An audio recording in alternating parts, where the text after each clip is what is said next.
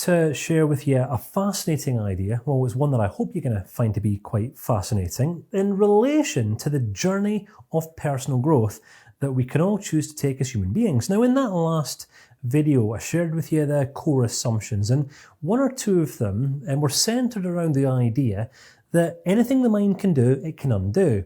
Habits, attitudes, behaviors are all kind of learned responses that we've figured out and learned how to operate out of at an earlier stage of our development. Well, growing and maturing in life is about growing out of unhelpful ways of being and responding and into more helpful, more mature, more stable, more grounded ways of being and responding.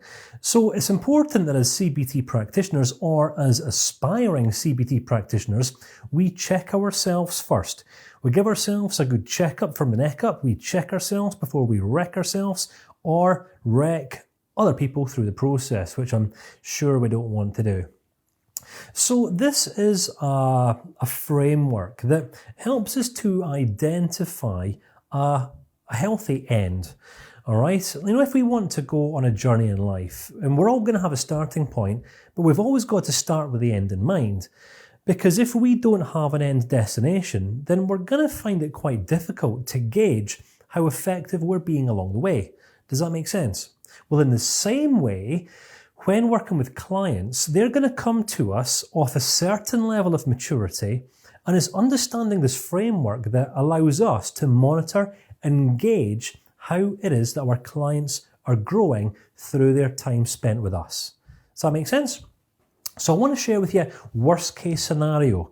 All right, if you've ever come across or met a totally disempowered person in life, they will be off a victim mindset.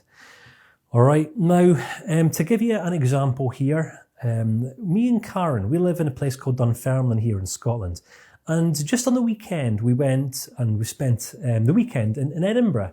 Now, Edinburgh is a beautiful city, it really is. But over the last few years, we've really noticed an increase in the number of men and women who sit on street corners begging for change. They have signs. Now, this isn't about tearing anyone down. But there's one guy who I bumped into maybe about 4 or 5 years ago. Now, this guy was ex-military. And he would sit outside one of the Starbucks cafes with a sign saying, I'm ex-military, I'm down on my luck, could you spare some change so that I can get a room in a hostel tonight? Me being me, I felt compelled to help the guy out, so I think I took about 20 or 30 pounds out of my wallet, handed it and said, right, go and get yourself some accommodation for the night, and that was it. And I hadn't seen him for a few years, but me, whilst I don't always remember names, I never forget a face. And on the weekend, just gone, I saw the guy sitting there, except he'd found a new spot. He was sitting outside of the train station now. Obviously, he got a far higher footfall, just with a better sign and a better jacket. And he was just slightly more effective at being completely disempowered. Now, whether the guy still believed himself to be a victim or not goes without saying. I think that in Edinburgh, especially throughout tourist season, sitting with a sign playing the victim card can be quite financially lucrative. What I'm saying here is that the victim mindset is actually quite an appropriate mindset for some people to develop. It depends on the level of dependency that they want to integrate into their relationships.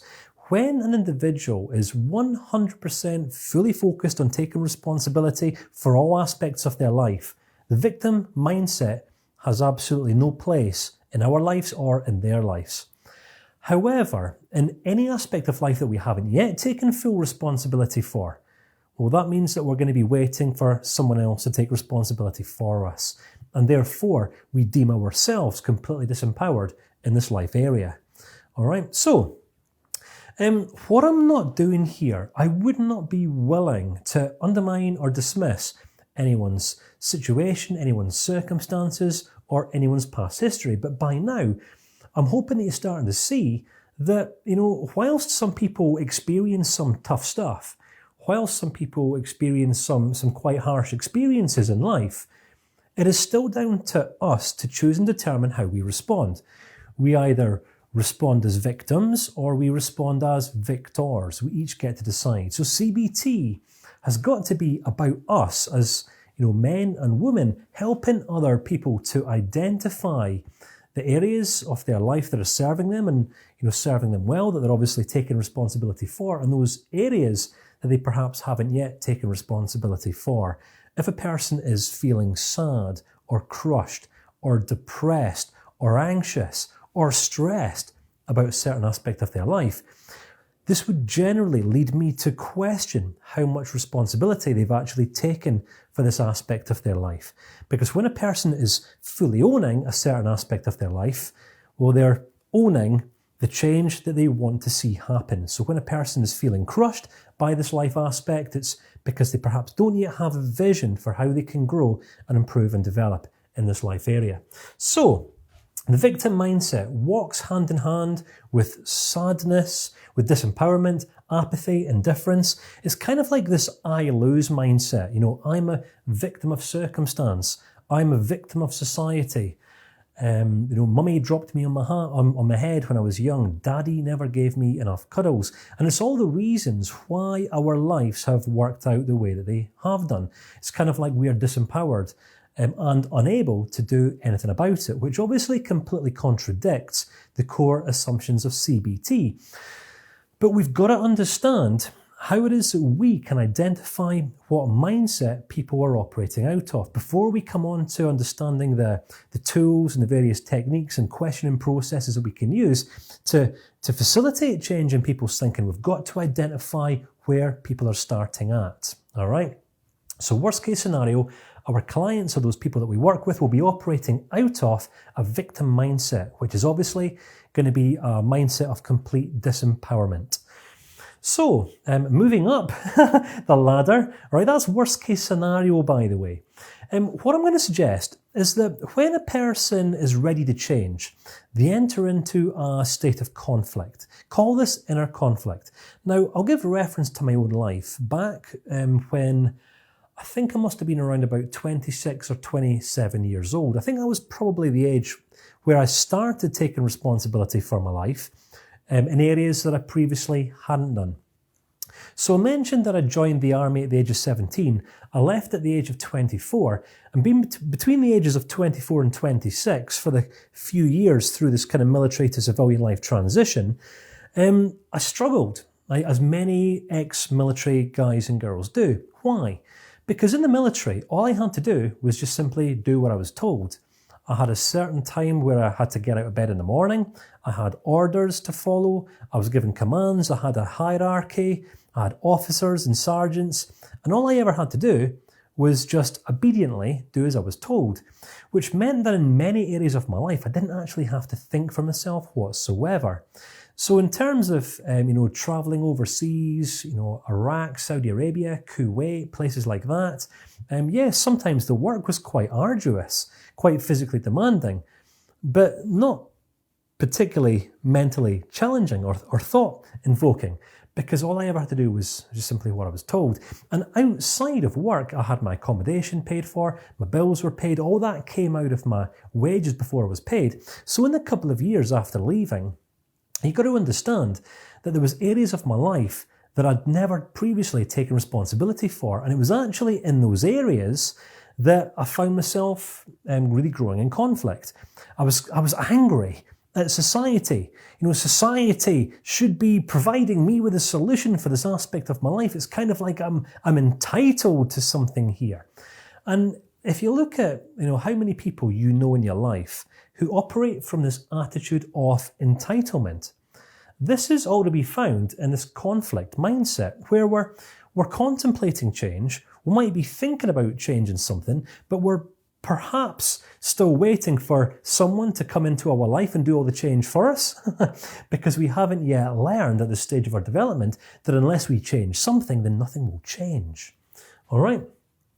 So when a person's operating out of a conflict mindset, what you'll generally identify in their demeanour and in their attitude is anger.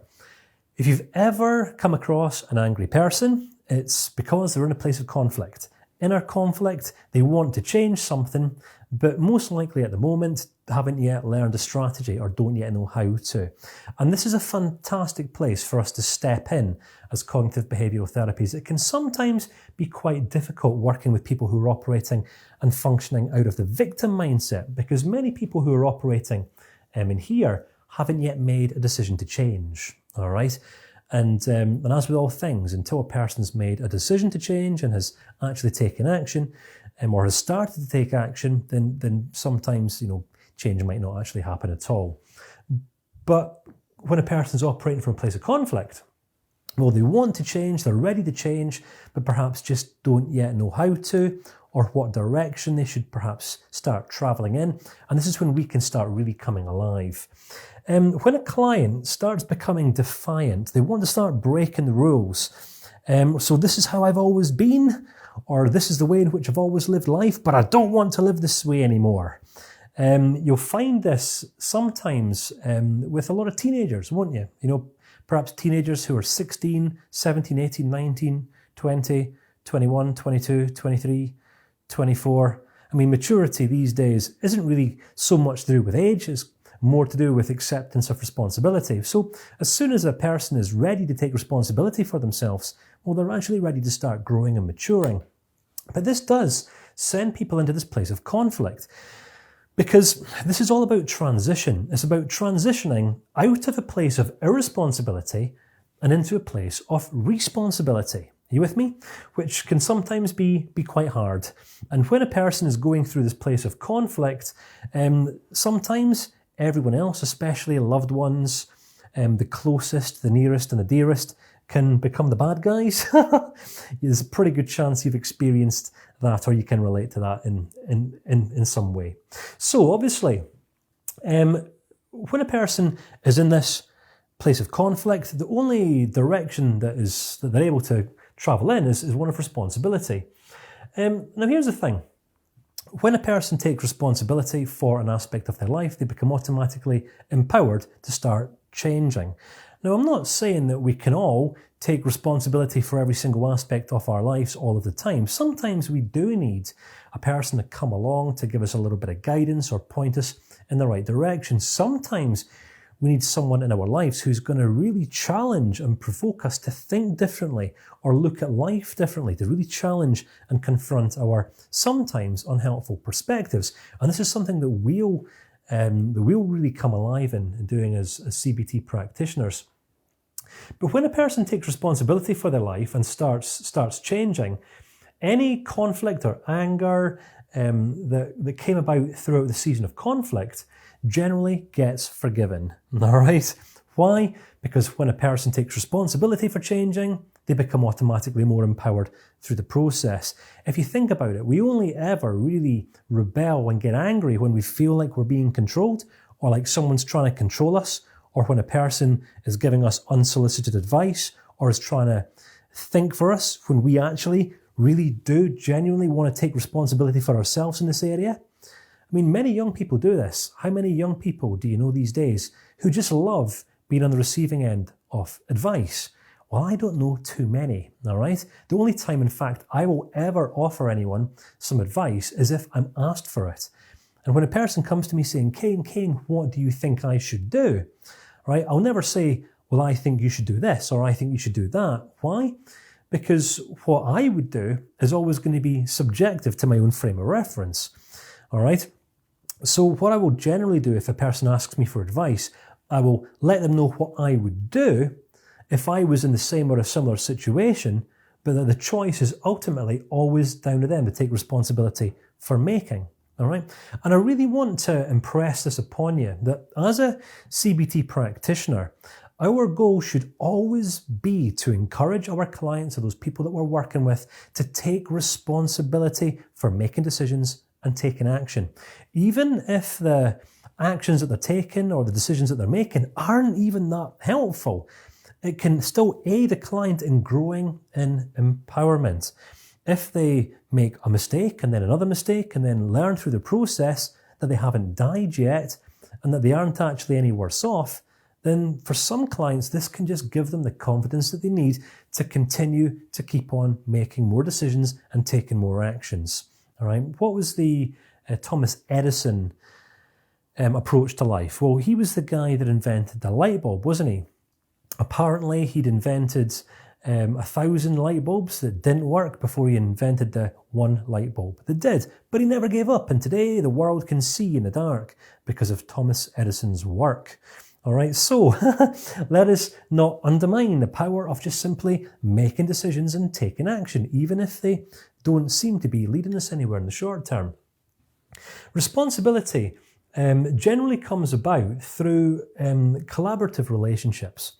All right, and if we can go back, was it 2 videos ago, when I said that the nature of the CBT-based relationship is always going to be collaborative by nature. All right, 2 people working together, not one person advising, not one person fixing, but 2 people working together on shared goals or a shared purpose for a shared reason. So, in order for us to move forward in our future, we've got to make peace with the past. And this is generally where forgiveness comes into play.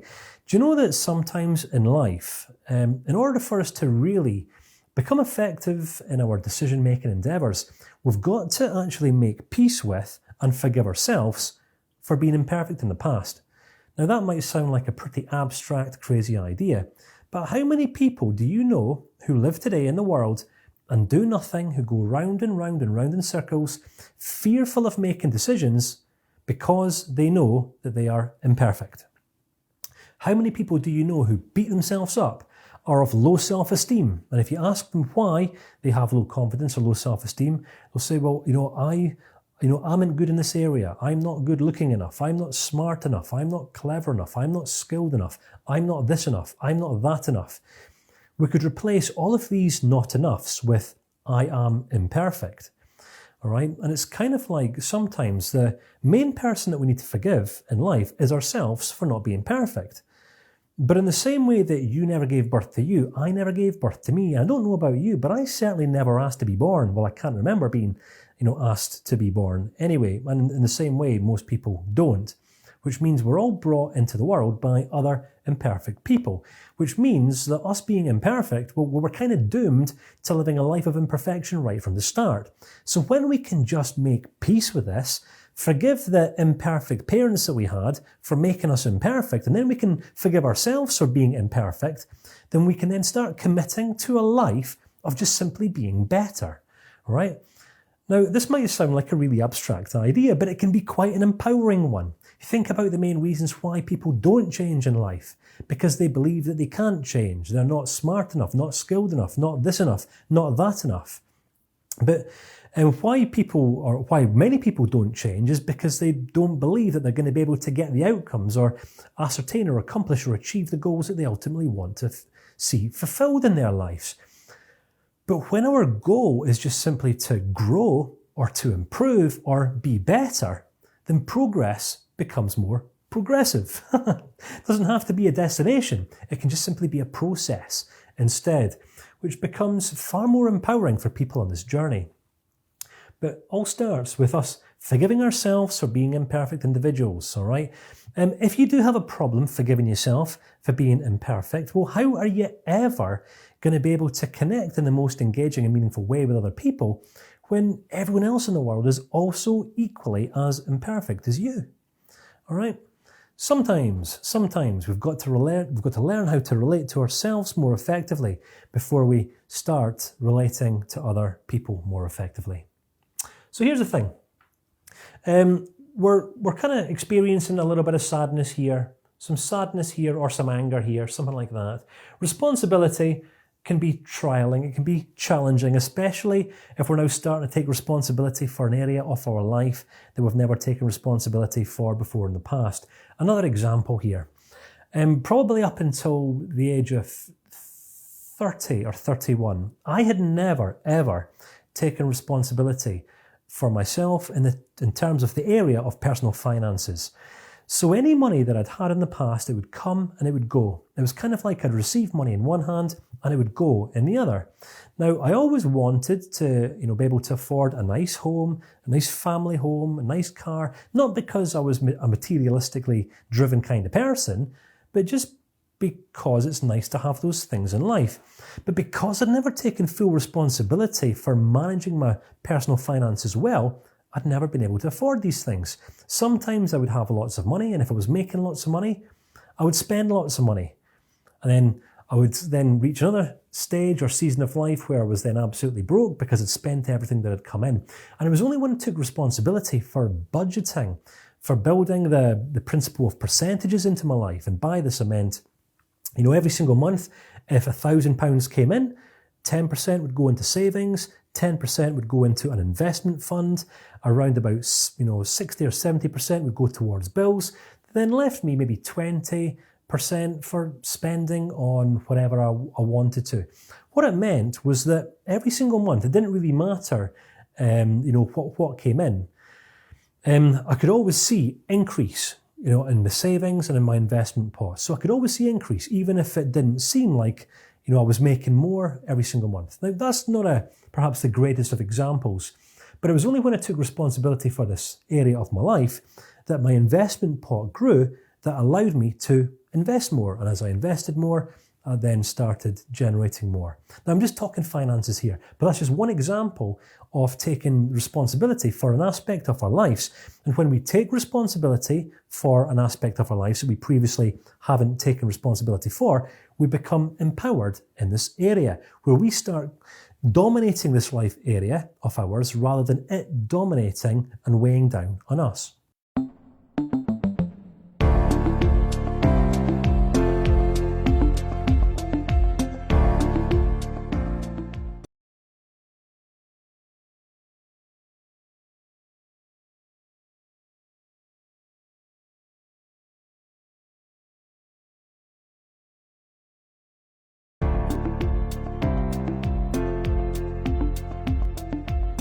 So, we can go through life focused on ourselves, on getting what we want, on our own experience, and this is where many people are, it's where many people stay.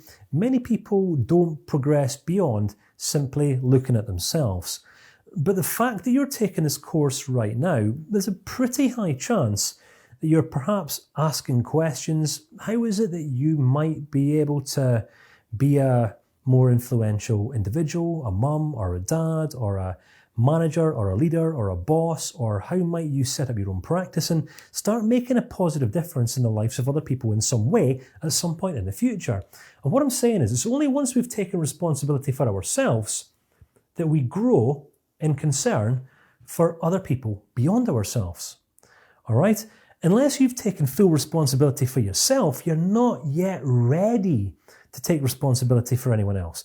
And this is where many coaches and modern alternative therapists fail miserably. I remember, I think it was maybe about a year after I first got married to Karen, my wife, and we were going through some turbulent times. And I remember looking online for resources on how to build a healthy marriage. And I think I must have read about 10 books. 10 of the books, or 9 of the books, were quite unhelpful. One of them ended up being quite helpful in the end. But I actually remember having a conversation with an American-based relationship coach. So I had 1 or 2 conversations with her, and then I just stopped that one dead in the tracks. As things transpired, I asked the question, I think it was in the second session with her, so just, what's your experience of relationship coaching? I mean, how is it that you've become a relationships coach? And she went on to tell me about her 6 failed marriages, and she has 3 children to 3 different men, and now she's given up on men, and now she's a lesbian, except she's not in a relationship because her last relationship with her last lady friend failed because they just didn't have anything in common. And I think my jaw just about hit the floor. So just to hear me right here, I'm having a conversation with a relationship coach who's basing her coaching practice upon 7 failed relationships and all the flings in between, not upon a relationship that's actually sustained or worked. And I said, thanks, but no thanks. I went back to my good book. But here's the thing. Until we have taken full responsibility for overcoming and mastering an area of our own lives, as a CBT practitioner, this might be your thought life, your emotional life, You might be taking full responsibility for mastering a personal discipline in some area, relationships, a marriage, your personal finances, what you're doing in your career, for overcoming a stressor or something like that. Is when we overcome these hurdles in life, we become automatically empowered to guide other people through the same process. It's not qualifications or certification or accreditation that gives us authority in life. Authority is non-transferable. It's really important that we understand this. Our authority in life comes through our experience, through the lessons that we learn from overcoming ourselves, our hurdles, our challenges, our obstacles in day-to-day life. So once we've overcome something, it's this that gives us the authority to guide or coach or mentor or lead someone else through the same process. Are you with me? Does this make sense? Because many people fail in this area, right? Many people fail. But we're only ever going to arrive at a place of genuine concern, all right, i.e. compassion for other people, when we can empathically relate to where they're at their stage of development. We're only going to be able to relate to where another person is at if we have been there ourselves. Are you with me? So, reaching this stage of concern in life is kind of like us in between just focusing solely on ourselves and us focusing on the good that we can do in the world, coming from an attitude of servitude, right? Sometimes where we become more focused on helping other people than helping ourselves. Life is all about balance, right? Now, I've made this mistake also in life as well. I think for the first few years of our marriage with Karen, I'd set up practice, and when we first set up, it's not like we have infinite resources or money. So I would actually operate and work with clients from home. So I would work with clients from 9 o'clock in the morning, sometimes right through till 9, 10 o'clock on a night time, which meant that Karen, my wife, would have to leave our home and go and sit around in the local Costas or Starbucks until I would phone her up and tell her that I was finished. So I was so completely focused on serving other people and helping clients and all that sort of thing, it came at the cost of the time and the energy that I back then should have invested into what was quite a young marriage, and it certainly wasn't grounded back then. So sometimes our concern for others can come at the cost of our own progress or our own development or the health of our own relationship. So life is all about balance. Growing and continuing to evolve in this journey of personal growth will at some point reach a place of conciliation. Now, I've mentioned the victim mindset. I've talked about this place of being in inner conflict. Will I take responsibility for this area of my life? Will I not? Can I? Can't I? I want to, but I don't know how to. Who can help me? I don't want anyone's help. I want to figure it out for myself.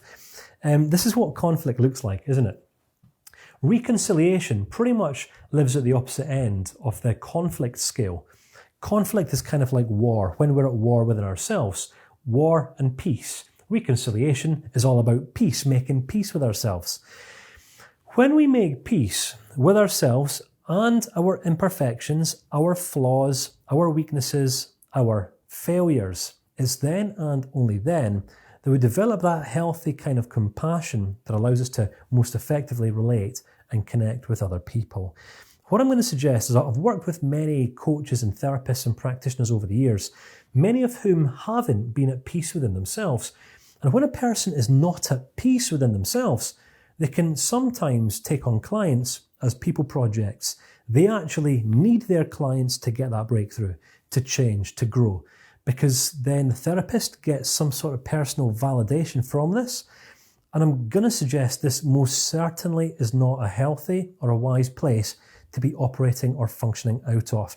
If we reach the stage, perhaps 6 months from now or a year from now, where we've done all this work on ourselves and we start working with clients, and we find that we actually need our clients to come through and perform and achieve goals, then if that's based upon our needs for them to grow and develop, that's us leading by agenda, which just certainly isn't going to be healthy or helpful for our clients.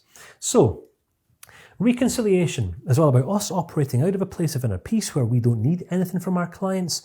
We don't need ourselves to perform. We don't need a quick win, which means that we can just unconditionally accept our clients in the same way that we've unconditionally accepted ourselves. Now, this is one of the core conditions of a healthy, helping relationship. There was one of the founding fathers, probably the founding father of counselling, a guy called Carl Rogers. Now, he coined the term back in the 1940s. And he suggested there was a number of core conditions that must be in place in order for a healthy, helping relationship to thrive. One of them, he suggested, was unconditional acceptance, where the therapist or the coach or the practitioner is completely unconditionally accepting of the other person. What I'm going to suggest here is that we can only ever unconditionally accept another person and their flaws and failures and imperfections if we've unconditionally accepted and made peace with our own. The second of the core conditions that Carl Rogers suggested must be in place was congruence. And this is where our words or our actions are reflective of our words. We're being completely authentic. We're being completely genuine, because when we are being completely authentic and genuine, we're kind of unconsciously giving our clients to be completely open and honest and congruent and authentic within themselves. So sometimes the third core condition that needs to be in place then is empathy. And this is where our goal isn't to fix, it's not to teach, it's not to coach, it's not to heal or any of these things. It's just simply to understand. And the only way we're ever going to understand another person is when we're actively listening, asking appropriate questions, and when we've unconditionally accepted them. We're here to reconcile a person with themselves. So, the journey of growth that we continue to take and grow on is after reconciliation, we're moving into a place of synthesis, all right, which sounds like a bit of a complex word, but it's not, all right. What I've found in recent years is that the more at peace I've become within myself, the more at joy, the more joy I experience on a day-to-day basis. Now, this version of the course isn't the first version that I've created. I actually created the first version of this course around about maybe 2.5 or 3 years ago, where I was at an earlier stage of development. Back then, yes, I fundamentally understood all of these principles and all of these concepts, but 3 or 4 years on, whatever it is, I just understand them deeper because I'm on a deeper level of peace within myself. All right? I've long made peace with my imperfections and my flaws and my weaknesses. And it's all of this that kind of gives me what some people would refer to as innate wisdom. Now, I don't know if you've experienced any aha moments throughout the course, and it's not that I'm prophesying on you. I'm not going philosophical. I'm just sharing with you truths, i.e., what it actually means to be human. What the human experience is actually like. I'm not so much sharing with you facts or information, but more insights that stem from over a decade's worth of experience and understanding. All right, this is what many people perceive as being wisdom. It just comes from experience. That's all that it is. This comes when we are at one within ourselves. All right, we've made peace with ourselves. We've owned ourselves. We've taken responsibility for pretty much every single area in our lives that we're aware of. All right, fully acknowledging that we aren't perfect, we never will be perfect, but we are going to have potential and opportunity to learn from everything and grow through everything for the rest of our lives until we die. Now, that might sound a little bit doom and gloom, but it's only really through coming to this place of acceptance within ourselves that we can lead other people into the same degree of inner peace and acceptance. All right, synthesis. When we make peace with ourselves, we no longer need anything for ourselves. There's loads of stuff that we want in life, but wanting stuff in life is very, very different from needing stuff in life. We'll devote an entire section, I think in section 4, to core values. Really going to hopefully help you to understand the difference between needs and wants and how it is that our needs govern and drive our every single decision in life. Non-judgment. Now, this is I'm not going to say I'm perfectly here, right? But I do understand what the ultimate goal is in life. Being in this place of non-judgment is where we are no longer judging ourselves for making mistakes, for making errors. I can remember the first time creating this course, being so self-conscious on how many times I would say or but, or do you know what I mean?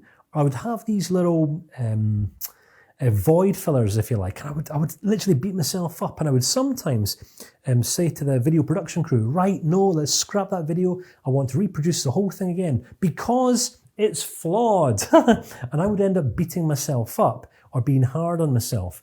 I can't actually even remember the last time that I judged myself harshly or that I beat myself up. Why? Because I made peace with myself. It's part of the natural evolution in terms of personal growth, which leaves me free these days to express the raw passion that is within me. And I'm hoping you're experiencing this within the course. I'm not just teaching you dry information here. I'm sharing with you insights that have come through experience. As I have been transformed, I want you to also be transformed, because what I understand is that you are transformed through embracing some of these ideas. You're going to go on to share them with other people, which will in turn go on to play a part in transforming other people's lives too. And that means that my life has been quite meaningful. I've made a bit of a difference in the world, and that's what I want, all right? So it leads me to create with intentionality and purpose, and not just deliver textbook-based information, right, but ideas, and I spend some time on the computer creating all these slides and making them as what I hope you're finding to be as visually engaging as what I physically can do. Why? Because I want to connect and engage with as many people as what I can do on a global scale, so that this information finds its way into schools and educational establishments, so that no one else has to get called stupid or dumb or thick or have some sort of label assigned onto them, special needs, just because they didn't or weren't able to learn in the same way as everyone else. This is the purpose of cognitive-based helping, isn't it? To understand ourselves, to understand where we're at, but also understand where we're going. I mean, if I was to ask you right now, what reaching this stage of life would actually look like for you? Never mind fears, never mind insecurities, never mind self-doubts, never mind confidence, beating yourself up, never mind over-intellectualizing everything, catastrophizing, all these sorts of things. If you were to enter into this place of raw passion, pure creativity, intentionality and purpose, how might your life change? Because what I'm saying here is that unless we have a meaningful, compelling vision for our future, then we might find it difficult to take the steps that we need to take to get us from where we're at in our present state to where we ultimately need to be. And if we're not progressing on this journey, well, how on earth are we ever going to guide other people along the way? All right, picture yourself as a CBT practitioner, kind of like a Sherpa. All right, have you ever watched I think it was the movie called Everest. I think Josh Brolin and a few other big names were on this movie, and they travelled from all around the world to climb Mount Everest, and they had all these Sherpas that would guide them so far. They would guide them so far in the journey, but then once they'd reached the stage, then it was down to the individual to determine whether they would ultimately complete the journey or not. And this is kind of what our role is as CBT practitioners. We're here to point people in the direction of which to travel, but it's entirely up to them whether they choose to take the path or whether they don't. Are you with me? I do hope I'm explaining of the conflict scale. Conflict is kind of like war, when we're at war within ourselves. War and peace. Reconciliation is all about peace, making peace with ourselves. When we make peace with ourselves and our imperfections, our flaws, our weaknesses, our failures, it's then and only then that we develop that healthy kind of compassion that allows us to most effectively relate and connect with other people. What I'm going to suggest is that I've worked with many coaches and therapists and practitioners over the years, many of whom haven't been at peace within themselves. And when a person is not at peace within themselves, they can sometimes take on clients as people projects. They actually need their clients to get that breakthrough, to change, to grow. because then the therapist gets some sort of personal validation from this.